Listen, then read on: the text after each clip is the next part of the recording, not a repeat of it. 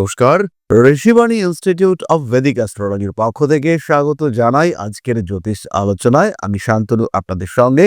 আলোচ্য বিষয় ২০২৬ জানুয়ারি মাসিক রাশিফল এবং সিংহ রাশি। কালপুরুষের এই পঞ্চম রাশি যথেষ্ট দীপ্ত, তেজি, গম্ভীর এবং ব্যক্তিত্ব সম্পন্ন একটি রাশি। এই রাশিতেই অবস্থান করে রয়েছে কেতু। সৃষ্টি হয়েছে বেশ কিছু কনফিউশন। ডিসিশন মেকিং এর ক্ষেত্রে কিছু অস্থিরতা অবশ্যই রয়েছে। শারীরিক দিক থেকে কিছু ব্যথা, যন্ত্রণা, রং ট্রিটমেন্টের টেন্ডেন্সি ইত্যাদি বিষয়ও কিন্তু রয়েছে। কিন্তু এই সমস্ত কিছু সত্ত্বেও একাদশে রয়েছেন দেবগুরু বৃহস্পতি। বাড়িয়ে তোলার চেষ্টা রয়েছে কনফিডেন্স। পঞ্চম ভাবে মঙ্গল, শুক্র, বুধ, রবি এই কম্বিনেশন এবং এই সমস্ত গ্রহ মাসের মোটামুটি মাঝামাঝি নাগাদ এরা কিন্তু প্রবেশ করবে ষষ্ঠ ভাবে এবং মঙ্গল তুঙ্গ হওয়ার সঙ্গে সঙ্গে সিংহ রাশি বা লগ্নের মানুষদের স্ট্রিক্ট ডিসিশন নেওয়ার ক্ষমতা সেটা তীব্রভাবে বাড়তে দেখতে পাওয়া যাবে। কেতু অবস্থান করে রয়েছে রাশি বা লগ্নের উপরে, সিংহের উপরেই কেতুর অবস্থান এবং তার উপরে মঙ্গলের অষ্টম দৃষ্টি পড়বে। এই অষ্টম দৃষ্টির কারণে সিংহের এফেক্টিভনেস, সিংহের এনার্জি লেভেল, তেজ, জেদ, রাগ, উগ্রতা সমস্ত কিছুই কিন্তু বাড়তে দেখতে পাওয়া যাবে। সিংহ রাশি বা লগ্নের মানুষরা তারা যেমন শিক্ষার ক্ষেত্রে উন্নতি করবেন, ঠিক তেমন ভাবেই তারা কিন্তু কর্মক্ষেত্রেও ডেভেলপ করবার চেষ্টা করবেন। নবমপতি ষষ্ঠে থাকায় চাকুরি প্রাপ্তির সম্ভাবনা চরম মাত্রায় বাড়বে, কিন্তু এই ক্ষেত্রে খেয়াল রাখতে হবে বেশ কিছু সিংহ রাশি বা লগ্নের মানুষ তাদের রং ডিসিশন, জীবনে চলার পথে সঠিক চয়নের অভাব সেটা কিন্তু জটিলতা সৃষ্টি করবে। অষ্টম ভাবে শনিদেব ঢাইয়া চলছে, তার কারণে পা, কোমর, হাঁটু ইত্যাদিতে ব্যথার সম্ভাবনা বাড়বে। সন্তানের সঙ্গে বিহেভিয়ারাল ইস্যু সেটাও কিন্তু বাড়তে পারে। ডিস্টারবেন্স ক্রিয়েটেড হওয়ার সম্ভাবনা অবশ্যই রয়েছে। মানসিক দিক থেকে অল্প বিস্তর দুশ্চিন্তাগ্রস্ত হয়ে পড়ার সম্ভাবনা দেখতে পাওয়া যায়। ফাটকা উপার্জনের সুযোগ আসবে। উচ্চশিক্ষার ক্ষেত্রে রয়েছে উন্নতি। সপ্তম ভাবে রাহুর উপস্থিতি বাড়িয়ে তুলতে পারে স্বামী কিংবা স্ত্রীর শরীর স্বাস্থ্যগত দুশ্চিন্তা। স্বামী কিংবা স্ত্রী তার শরীরটা হঠাৎ করেই খারাপ হয়ে পড়লো এবং আপনাকে ছুটতে হলো, পেশাগত ক্ষেত্রে তারও কিন্তু একটা প্রভাব পড়তে পারে। রয়েছে জানুয়ারি মাসে নতুন চাকরি প্রাপ্তির সম্ভাবনা। সেই সঙ্গে সঙ্গে বেড়াতে যাওয়ার মানসিকতা সেটাও কিন্তু বাড়তে পারে কিছু আইনি জটিলতা। রাগ, জেদ, তেজ ইত্যাদির উপরে নিয়ন্ত্রণ বজায় রাখার চেষ্টা এটা অবশ্যই করতে হবে। প্রেমের ক্ষেত্রে অল্প বিস্তর অস্থিরতা থাকলেও সিংহ কিন্তু তার প্রকৃত সলিউশন এটা খুঁজে বার করতে পারবেন। উগ্রতা অ্যাভয়েড করবার চেষ্টা করতে হবে। প্রেমিক কিংবা প্রেমিকার শরীর স্বাস্থ্য নিয়ে কিছু দুশ্চিন্তা বাড়তে পারে। সমস্ত রকম হঠকারিতা সেখান থেকে দূরে সরে থাকতে হবে। চাকরি ছাড়ার মানসিকতা কাজ করবে এবং চাকরি কিন্তু ছাড়া যাবে না। এই সময় চাকরি ছাড়া সেটা বিপজ্জনক হতে পারে। আরেকটু বুঝে আরেকটু গুছিয়ে চাকরি ছাড়ার মানসিকতা অবশ্যই রাখা উচিত। কর্মক্ষেত্রে স্থান পরিবর্তন, বস তার পরিবর্তন এগুলি হতে দেখতে পাওয়া যাবে। নতুন বাড়ি কেনার মানসিকতা, বাড়ি পাল্টানোর পরিকল্পনা দুটোই করতে পারেন সিংহ রাশি বা লগ্নের মানুষজন। যারা ভাড়া বাড়িতে রয়েছেন তাদের ভাড়া বাড়ি পরিবর্তনের একটা সম্ভাবনা দেখতে পাওয়া যাবে। ছোট বোনের শরীর স্বাস্থ্য আপনার দুশ্চিন্তার কারণ হয়ে উঠতে পারে। আবার ছোট বোনের বিহেভিয়ার তার কারণেও কিন্তু একটু পীড়াগ্রস্ত হতে পারেন, বুকে বনে ধাক্কা লাগতে পারে। বেশ কিছু ক্ষেত্রে গোপন শত্রুতার কারণে অর্থ নাশের সম্ভাবনা বাড়তে দেখতে পাওয়া যাবে। প্রিয় ব্যক্তির শরীর স্বাস্থ্য নিয়ে দুশ্চিন্তা, তার কারণে কিছু অর্থ ব্যয়ের সম্ভাবনা ইত্যাদি দেখতে পাওয়া যায়। নতুন করে প্রেমে পড়তে পারেন সিংহ রাশি বা লগ্নের মানুষরা। সোশ্যাল মিডিয়া এই ক্ষেত্রে একটা ব্যাপক অ্যাক্টিভ ভূমিকা পালন করতে পারে।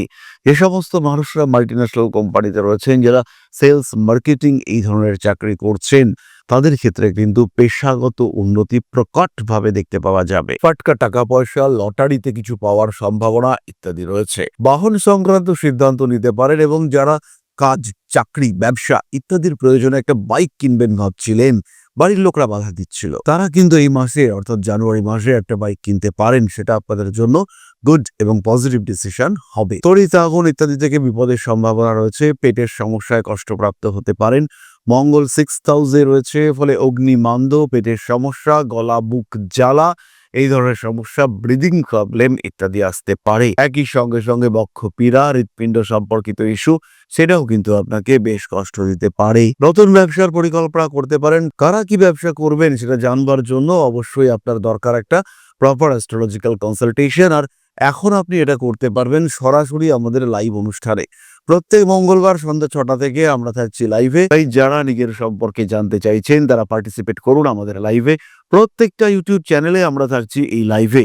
তাই যারা নিজের সম্পর্কে জানতে চান, একটু ডিটেইলে জানতে চান কিংবা একটু পারফেক্টলি জানতে চান, তাদের কিন্তু অবশ্যই অংশগ্রহণ করতে হবে আমাদের লাইভ অনুষ্ঠানে। প্রত্যেক মঙ্গলবার সন্ধ্যে 6টা থেকে আমরা ইউটিউবে বা ফেসবুকে প্রত্যেকটি চ্যানেল, প্রত্যেকটি অ্যাকাউন্ট থেকে লাইভ হয়ে যাব। একই লাইভ প্রত্যেকটি জায়গায় চলবে। যে কেউ যে কোনো চ্যানেল থেকে অংশগ্রহণ করতে পারেন। সেটা অবশ্যই আপনার জন্য কিছু পজিটিভ নিউজ নিয়ে আসবে, এই বিষয়ে কিন্তু নিশ্চিন্ত থাকা যায়। একই সঙ্গে সঙ্গে বেশ কিছু মানুষ তাদের জ্যোতিষ শিক্ষার প্রতি আগ্রহ জাগবে। বহু মানুষ তারা জ্যোতিষ শিখতে চাইবেন। তাদের জন্য আমরা নিয়ে এসেছি একটি নতুন কোর্স। সেই সম্পর্কে দু একটি ছোট্ট কথা আপনাদের সঙ্গে শেয়ার করতে চাইব। নতুন ব্যবসায় পার্টিসিপেট করতে পারেন। গুপ্ত শত্রুতা বৃদ্ধির সম্ভাবনা এটা অনেকটাই বেশি। আত্মীয় পরিজন আপনজন এদের দ্বারাও ডিস্টার্ব হতে পারেন। প্রত্যেকটা দিন কিছু কিছু সঠিক পদক্ষেপ নেওয়ার দরকার আছে এবং প্রতিদিন আপনার এই সঠিক পদক্ষেপগুলি কিন্তু এক এক করে আপনার সোপান তৈরি করবে আপনার উন্নতির পথে, আপনার অগ্রগতির পথের যে রাস্তা, যে সিঁড়ি, এটা কিন্তু প্রত্যেকটি দিনের সঠিক সিদ্ধান্ত তারাই আপনাকে গ্রহণ করতে সাহায্য করবে। এই প্রসঙ্গে একটি কথা বলবো, প্রত্যেক দিনের রাশিফল সম্পর্কে আপনি জানতে পারেন আমাদের হোয়াটসঅ্যাপ চ্যানেলে। সরাসরি আমাদের হোয়াটসঅ্যাপ চ্যানেলে জয়েনিং লিংক আমাদের ডেসক্রিপশন বক্সে দেওয়া রয়েছে, আপনারা সংযুক্ত হতে পারেন। তাই যদি আপনি দৈনিক রাশিফল পেতে চান কিংবা আপনি যদি রেগুলার অ্যাস্ট্রোলজিক্যাল আপডেটস পেতে চান, সরাসরি কানেক্টেড হয়ে যান আমাদের হোয়াটসঅ্যাপ চ্যানেলে। এরপরে আমরা চলে আসবো নাক্ষত্রিক আলোচনা প্রসঙ্গে। প্রথম নক্ষত্র মঘা। কেতুর উপস্থিতির কারণে কিছুটা ইমোশনালি ডিস্টার্ব হতে পারেন। পেশাদারি মানসিকতার অভাব, প্রতারিত হওয়ার হালকা সম্ভাবনা, অর্থনৈতিক ক্ষেত্রে উন্নতির সুযোগ, মায়ের শরীর স্বাস্থ্য নিয়ে দুশ্চিন্তা এগোতে চলেছে। বিয়ের কথাবার্তা, বাড়ির আত্মীয় পরিজন তারা কিন্তু আপনাকে বিয়ে দেওয়ার জন্য, আপনার বিয়ের জন্য বেশ উৎকণ্ঠিত হয়ে উঠবেন এবং সেই সঙ্গে সঙ্গে বেশ কিছু বাড়তি খরচ সেটাও কিন্তু আপনাকে ফেস করতে হবে।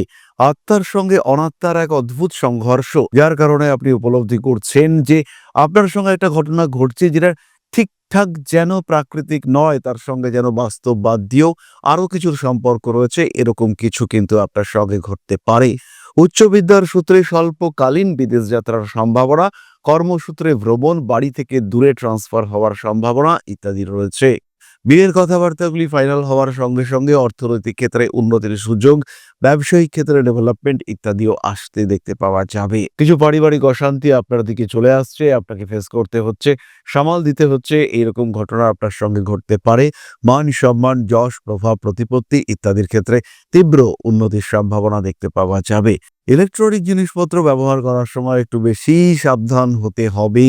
তার সঙ্গে সঙ্গে সিঁড়ি দিয়ে ওঠানামা করা, জলে নৌকো চড়ে বেড়ানো, এই ধরনের কাজকর্মের সময়ও ভীষণ ভীষণ সাবধান হতে হবে। জল থেকে, আগুন থেকে বিপদের সম্ভাবনা অনেক অনেক বেশি। নতুন ব্যবসায় উন্নতি করতে পারছেন, ওষুধের ব্যবসায় ব্যাপক উন্নতি করতে পারবেন পূর্ব ফাল্গুনী নক্ষত্রের মানুষজন।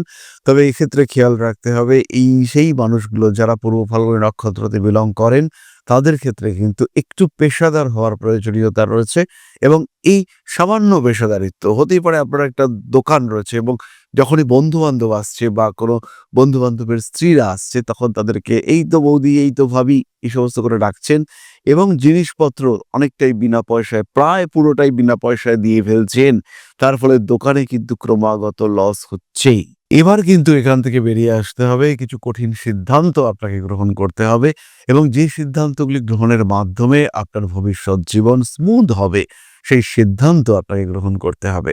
হতেই পারে সেটা সকলের জন্য গ্রহণযোগ্য নয়, হতেই পারে সবাই সেটাকে অ্যাকসেপ্ট করছে না, কিন্তু তাহলেও আপনাকে সিদ্ধান্ত নিতে হবে, কারণ আপনার সিদ্ধান্তই আপনার যাত্রা পথের রাস্তাকে পরিষ্কার করবে, সুগম করবে। পরবর্তী নক্ষত্র সিংহ রাশির শেষ নক্ষত্র উত্তর ফাল্গুনী।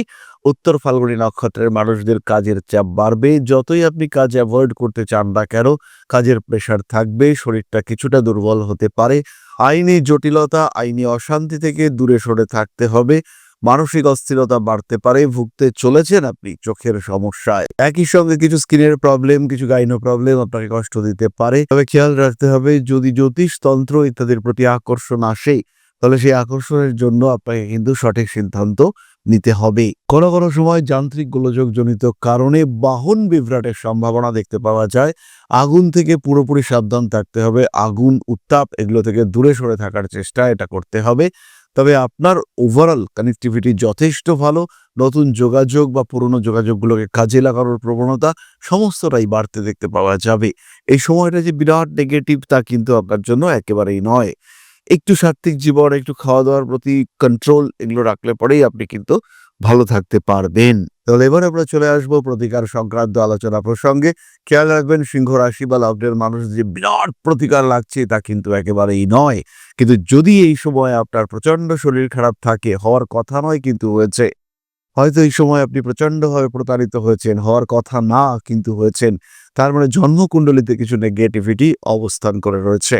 তারই সঙ্গে সঙ্গে কখনো বাস্তুশাস্ত্রের কিছু সমস্যাও আপনাকে ভোগাতে পারে। সুতরাং এই ক্ষেত্রগুলোতে একটু সচেতন থাকার চেষ্টা এটা আপনাকে করতে হবে।